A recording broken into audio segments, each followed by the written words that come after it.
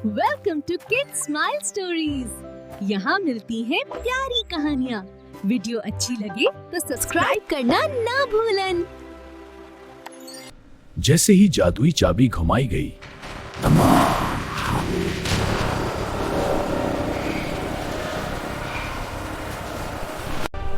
हम अब आजाद हैं।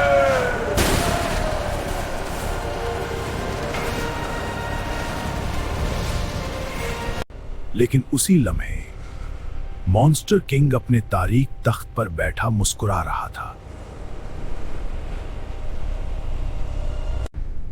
अगर तुम आहत को जिंदा देखना चाहते हो तो खुद मेरे पास आओ। आहत को जंजीरों में कैद देखकर शहजादी अकरा के चेहरे का रंग बदल गया।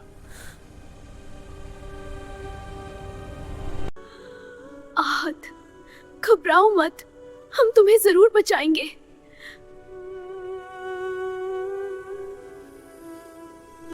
खौफनाक माहौल के बावजूद निन्हा आहत हिम्मत नहीं हारा।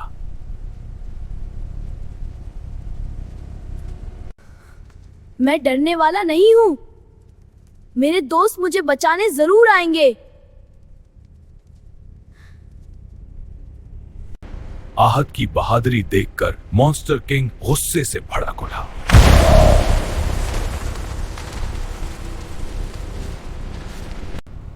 खामोश, तुम्हें अंदाजा भी नहीं तुम किसके सामने खड़े हो।